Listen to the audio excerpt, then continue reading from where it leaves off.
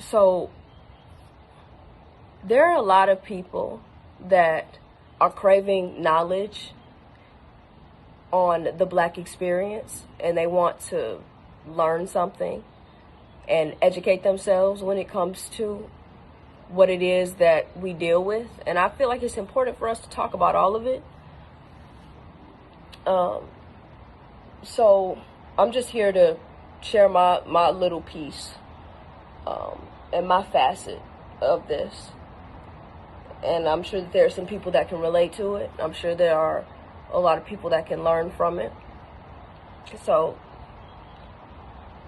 my sisters and I, there's a lot that we have to deal with as females in the industry already, but I'm just going to focus on something that I know probably everyone of color deals with in their career.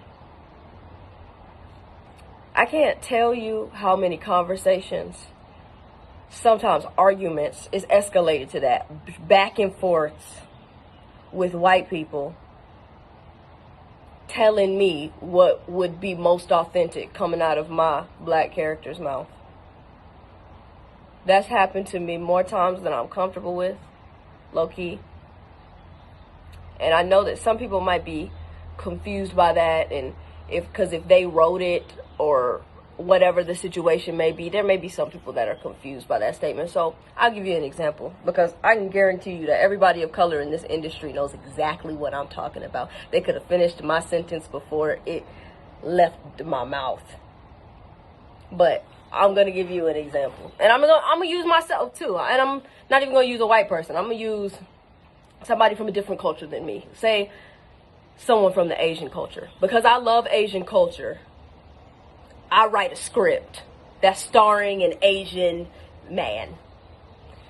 And so we go through the casting process and we find the perfect actor to play this role.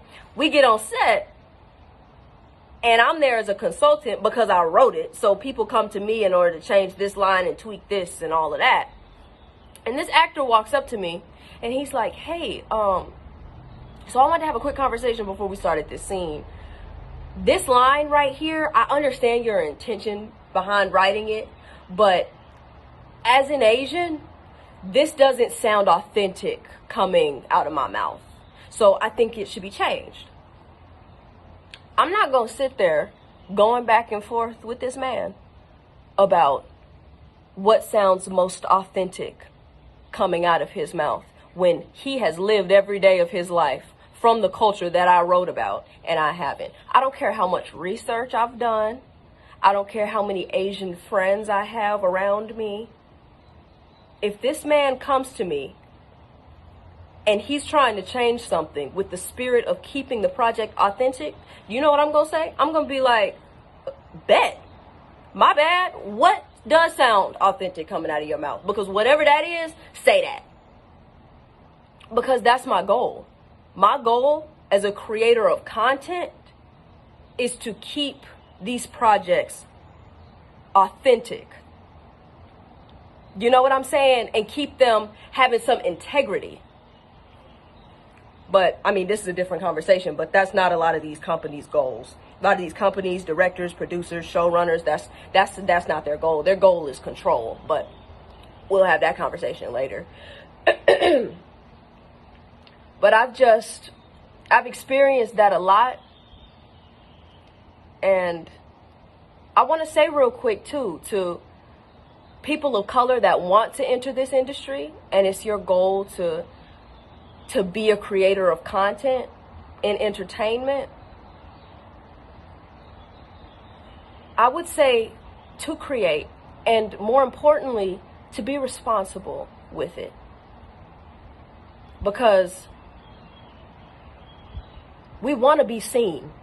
We want people to know that we're there because we exist. People of color exist. But we also want to be seen in a way that makes us look good. In a way that makes us look strong. Because that's who we are. We all come from different walks of life. And I want to see different walks of life on screen. I want to see that. I want to see it all. Because it exists. And there is too much money being put into the entertainment industry to just show one facet of life. but we have to be responsible, all of us. So I would encourage all of you of color that are trying to enter this industry to create and to be responsible.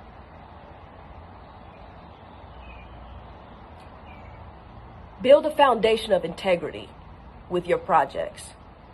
We need that. We need more of that.